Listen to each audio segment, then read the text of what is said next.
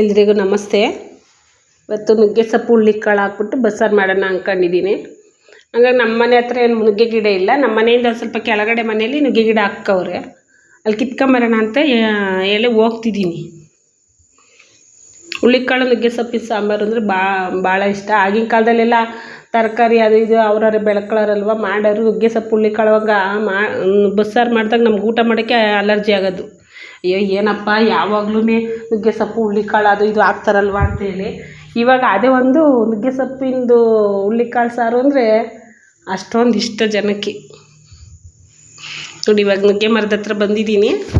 ಅದು ಹಳೆ ಮರ ಆಲೆಯ ಕೈಗೆ ಎಟ್ಕಲ್ಲ, ಅದು ಮೇಲ್ಗೆ ಹೋಗ್ಬಿಟ್ಟೈತೆ. ಹಂಗಾದ್ರೂ ಕೆಳಗಡೆ ಚಿಕ್ಕದಾಗಿರೋದು ಸಿಗ್ತೈತೆ.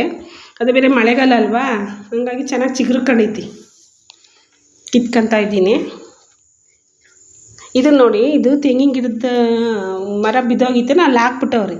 ಅದರೊಳಗೆ ಮರದ ಅಡವೆ ಅಂತೀವಲ್ಲ ಅದು ಬಂದೈತೆ. ಅದ್ರ ಕಲ್ಲರ್ ಚೆನ್ನಾಗೈತೆ, ನೋಡೋಕ್ಕೆ ರಿಯಲಾಗಿ ನೋಡೋಕ್ಕೆ ಸೂಪರಾಗಿ ಕಾಣ್ತೈತೆ. ಹಂಗಾಗಿ ಇದು ಮಾಡ್ಕೊಂಡೆ. ಹುಳ್ಳಿಕಾಳು ಮತ್ತು ಸೊಪ್ಪು ಕ್ಲೀನಾಗಿ ಸೋಸಿ ಇಟ್ಕೊಂಡಿದ್ದೀನಿ. ಯಾಕೆಂದರೆ ಅದರೊಳಗೆ ನುಗ್ಗೆ ಸೊಪ್ಪಲ್ಲಿ ಗೂಡು ಪಾಡು ಕಟ್ಟಿರುತ್ತೆ. ಅದೆಲ್ಲ ಕ್ಲೀನಾಗಿ ನೋಡಿ ಕ್ಲೀನ್ ಮಾಡ್ಕೊಂಡು ಒಂದು ಸ್ವಲ್ಪ ಕಟ್ ಮಾಡಿ ಇಕ್ಕೊಬೇಕು. ಕಟ್ ಮಾಡಿ ಇಕ್ಕೊಂಡು ಇವಾಗ ಕುಕ್ಕರ್ ಇಕ್ಕೊಂಡಿದ್ದೀನಿ. ನುಗ್ಗೆ ಸೊಪ್ಪೆಲ್ಲ ಕ್ಲೀನಾಗಿ ತೊಳೆದು ಹಾಕ್ತಿದ್ದೀನಿ. ಕೆಲವರು ತೊಳೆಯೋದೇ ಇಲ್ಲ, ತೊಳಿಬೇಕು. ಯಾಕೆಂದರೆ ನುಗ್ಗೆ ಸೊಪ್ಪಿನ ಎಲೆ ಮೇಲೆ ಧೂಳುದಷ್ಟು ಕುಂತಿರುತ್ತೆ. ಈಗಿನ ಕಾಯಿಲೆಗಳು ಹೆಂಗಿರುತ್ತೋ ಹಂಗಾಗಿ ತೊಳ್ಕೊಳ್ಳೇಬೇಕು. ಹುಳ್ಳಿಕಾಳು ತೊಳೆದು ಹಾಕ್ಕೊಂತಿದ್ದೀನಿ. ನಿಮ್ಗೆ ಎಷ್ಟು ಬೇಕೋ ಅಷ್ಟು ನೀರು ಹಾಕ್ಕೊಂಡು ಉಪ್ಪು ಹಾಕ್ಕೊಳ್ಳಿ. ನಮಗೆ ಎಷ್ಟು ಬೇಕೋ ಅಷ್ಟು ನೀರು ಉಪ್ಪು ಹಾಕ್ಕೊತಾ ಇದ್ದೀನಿ. ಹಾಕ್ಕೊಂಡು ಮತ್ತು 3 ಕೂಗಿಸ್ಕೊಂಡ್ರೆ ಸಾಕು. ಅದಕ್ಕೆ 3 ಕೂಗಿಸೋದ್ರಿಂದ ಹುಳ್ಳಿಕಾಳು ಚೆನ್ನಾಗಿ ಬೇಯುತ್ತೆ. ಬೆಂದಷ್ಟು ಚೆಂದ. ನೋಡಿ ಎಷ್ಟು ಚೆನ್ನಾಗಿ ಬೆಂದಿದೆ. ಅದು ಹುಳ್ಳಿಕಾಳು ಚೆನ್ನಾಗಿ ಬೆಂದರೆ ಚೆನ್ನಾಗಿರುತ್ತೆ ಮತ್ತು ಸಾರು ಟೇಸ್ಟ್ ಬರುತ್ತೆ. ನೋಡಿ ಕಾಳು ಹಿಂಗೆ ಕೈಯಲ್ಲಿ ಇಸ್ಕಿದ ತಕ್ಷಣ ಅನ್ನದ ಥರ ಆಗಬೇಕದು. ಇಲ್ಲಾಂದರೆ 2 ಕೂಗಿಗೆ ಅದು ಕಾಳು ಇಸ್ಕೋದೇ ಇಲ್ಲ, ಸಾರು ಟೇಸ್ಟ್ ಬರೋಲ್ಲ ಮತ್ತು ಕಾಳು ತಿನ್ನೋಕ್ಕಾಗಲ್ಲ. ಆಮೇಲೆ ನುಗ್ಗೆ ಸೊಪ್ಪು ತಿನ್ನೋದ್ರಿಂದ ಏನಪ್ಪ ಅಂದರೆ ಅದು ವಾಯುಗೆ ಒಂದು ಆಯುರ್ವೇದಿಕ್ ಔಷಧಿ ಆಗಿರುತ್ತೆ ಮತ್ತು ಕಬ್ಬಿಣಾಂಶ ಇರುತ್ತೆ. ಹಂಗಾಗಿ ನುಗ್ಗೆ ಸೊಪ್ಪು ಆಗಿನ ಕಾಲದಲ್ಲಿ ಎಲ್ಲ ತಿನ್ನಬೇಕು. ನೋಡಿ ಬಸ್ಸಾರಿಗೆ ಇಟ್ಕೊಂಡಿದ್ದೀನಲ್ಲ ಏನೇನಂತ ಒಂದು 4 ಹಸಿರು ಮೆಣಸಿನ್ಕಾಯಿ ತಗೊಂಡಿದ್ದೀನಿ, ಟೇಸ್ಟ್ ಬರುತ್ತೆ ಅಂತ. ಒಂದು 10 ಒಣಮೆಣ್ಸಿನ್ಕಾಯಿ, ಹುಣಸೆಹಣ್ಣು, ಜೀರಿಗೆ, ಬೆಳ್ಳುಳ್ಳಿ ಎಲ್ಲದನ್ನು ಎಣ್ಣೆಲಾಗಿ ಫ್ರೈ ಮಾಡ್ಕೊಂಬಿಡೋದು.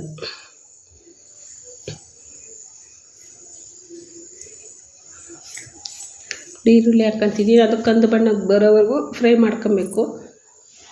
ಹಂಗಾಗಿ ಈರುಳ್ಳಿ ಹಾಕ್ಕೊಂಡಿದ್ದೀನಿ. ಬೆಳ್ಳುಳ್ಳಿ,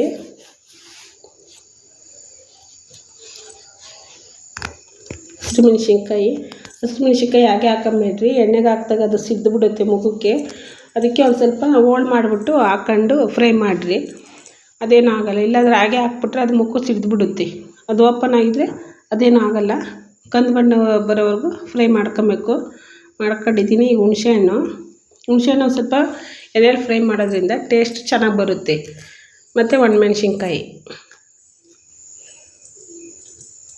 ಹಾಕ್ಕೊಂಡು ಫ್ರೈ ಮಾಡ್ಕೊತಾ ಇದ್ದೀನಿ. ಇದಾದಮೇಲೆ ಒಂದು ಸ್ವಲ್ಪ ಕಾಯಿ ತುರಿ, ನಿಮ್ಗೆ ಎಷ್ಟು ಬೇಕೋ ನಿಮಗೆ ಸಾರಿಗೆ ಎಷ್ಟು ಬೇಕೋ ಅಷ್ಟು ಹಾಕೊಳ್ರಿ. ಹಾಕ್ಕೊಂಡು ಅದು 3 ಮಿಕ್ಸ್ ಮಾಡ್ಕೊಂಡು ಖಾರ ರುಬ್ಕೊಂಡಿದ್ದೀನಿ. ಮತ್ತು ಇದು ಯಾಕೆಂದರೆ ನಾನು ಸಾಂಬಾರಿಗೆ ಒಗ್ಗರಣೆನೇ ಹಾಕಲ್ಲ.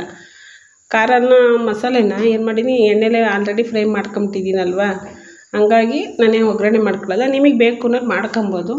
ನಾನೇನು ಅದನ್ನು ಮಾಡ್ಕೊಂಡಿಲ್ಲ, ಸಾಕಷ್ಟೇ. ಎಣ್ಣೆ ಒಂದು ಸ್ವಲ್ಪ ಕಂಟ್ರೋಲ್ ಮಾಡೋದ್ರಿಂದ ನಮಗೆ ಆರೋಗ್ಯಕ್ಕೆ ಒಳ್ಳೆಯದು. ಈಗಿನ ಇದರಲ್ಲಿ ಎಣ್ಣೆ ಯಾವ್ಯಾವ್ದು ಮಾಡಿರ್ತಾರೋ ಹಂಗಾಗಿ. ಮತ್ತು ನುಗ್ಗೆ ಸೊಪ್ಪಿಗೆ ಒಂದು ಸ್ಪೆಷಲ್ ಮಾಡ್ತಿದ್ದೀನಿ ನಾನು, ಮೊಟ್ಟೆ ಹಾಕಿ ಮಾಡೋಣ ಅಂತ. ಮೊಟ್ಟೆ ಹಾಕಿ ಮಾಡೋದ್ರಿಂದ ಟೇಸ್ಟ್ ತುಂಬಾ ಚೆನ್ನಾಗಿರುತ್ತೆ. ನೀವು ಒಂದ್ಸತಿ ಟ್ರೈ ಮಾಡಿ ನೋಡಿ. ಫಸ್ಟು ಈರುಳ್ಳಿ ಹಾಕ್ಕೊಂಡಿದ್ದೀನಿ ಎಣ್ಣೆ ಬಿಟ್ಕೊಂಡು. ಅದು ಎಲ್ಲ ಫ್ರೈ ಆದಮೇಲೆ ಮೊಟ್ಟೆ ಹೊಡೆದಾಕ್ಕೊಂತೀನಿ ಇವಾಗ.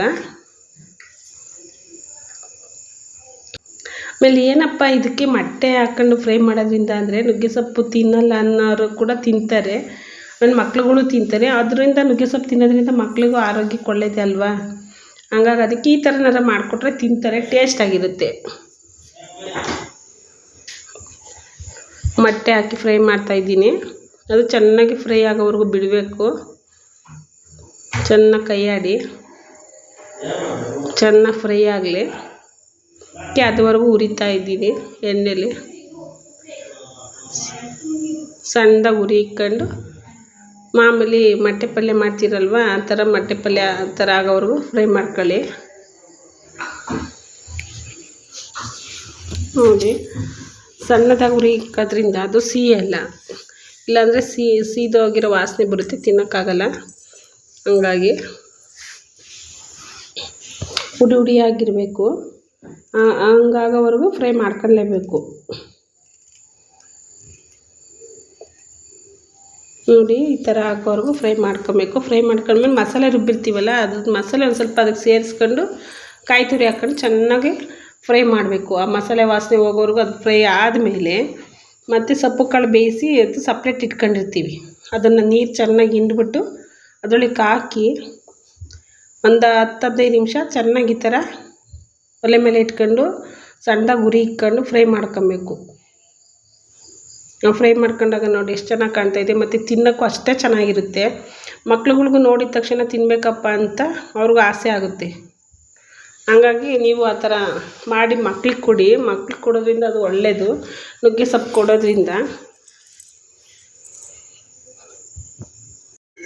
ನೀವು ಒಂದು ಸಲ ಈ ಥರ ಟ್ರೈ ಮಾಡಿ, ಚೆನ್ನಾಗಿದ್ದರೆ ಒಂದು ಸರ್ತಿ ಟೇಸ್ಟ್ ನೋಡಿ ಕಮೆಂಟ್ ಮಾಡಿ, ಲೈಕ್ ಮಾಡಿ. Thank you.